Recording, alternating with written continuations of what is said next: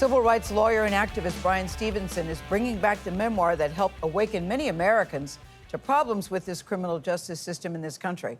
In 2014, Stevenson published Just Mercy, a story of justice and redemption.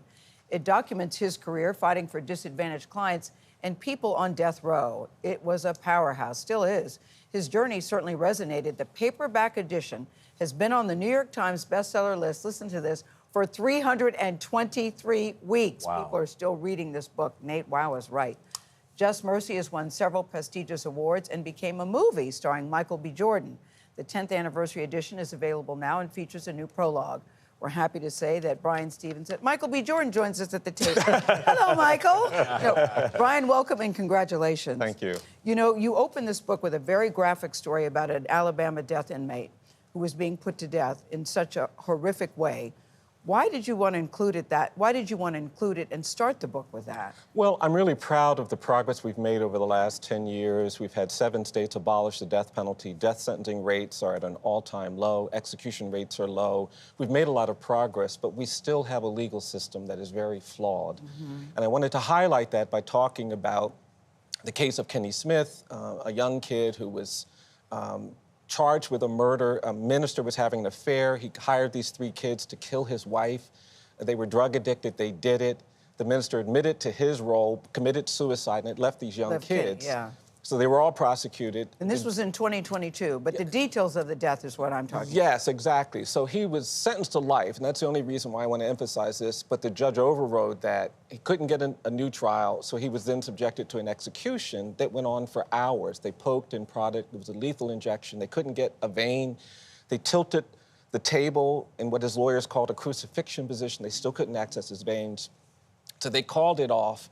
And it was pretty torturous, and it was one of several executions that we had like that. And rather than stepping back, we created a new method to execute people in Alabama using nitrogen, where we put a mask over someone and suffocate them. It's not unlike what the Nazis did. And so I wanted people to understand that we are still grappling with a lot of cruelty. But the state ruled that the execution was flawless. That's the thing that got me. And that's the challenge, is that we use these language, we use this narrative to kind of deny the reality of what's happening in many of these cases. But Bryan, you know, at least half of the people watching this right now, at least according to polls, support capital punishment, the death penalty, in murder cases. And Gallup has been asking this question of Americans for decades. It's always been a majority, except for a couple off years. Yeah. What do you say to those folks? Well, I think we're actually making some changes. The latest polls have the support for the death penalty at a 5-decade low.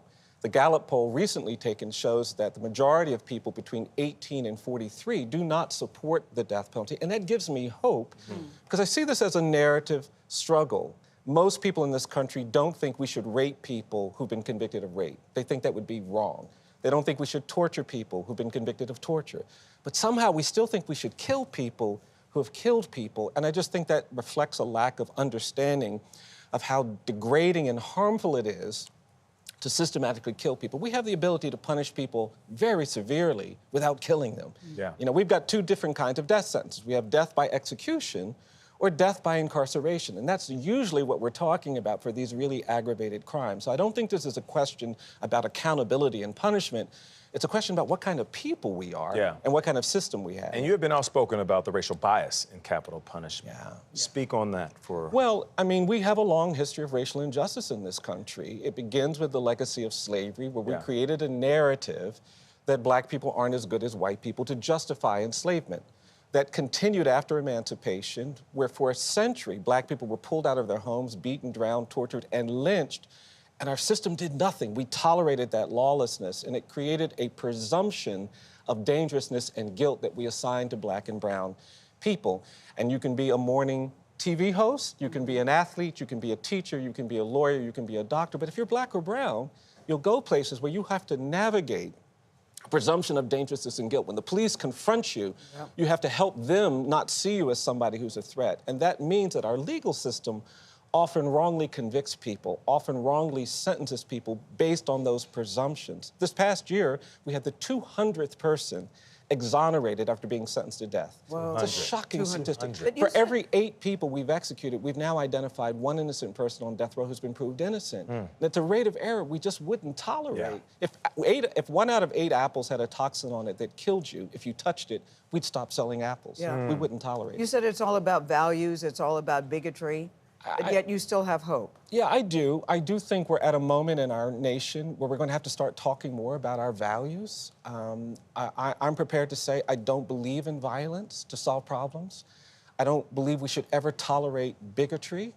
I don't think we should ever accept hatred. Dr. King in 1964, when he got the Nobel Peace Prize, was right after the Civil Rights Act. An act that we still haven't talked about because we see college teams celebrating the college football championship. Those schools out of Georgia and Tennessee and Alabama and Texas wouldn't be having this moment if Dr. King and others hadn't torn down the shackles of segregation. But he said he got this, we're doing the progress we're doing in this country because he's leading a mighty army of love. And I want to talk about that more as we move into this new era. Well, listen, this book, Then and Now, sparked conversation and challenged societal norms and still continues to do that today. Bryan Stevenson, we appreciate you. The 10th anniversary edition of Just Mercy is on sale now.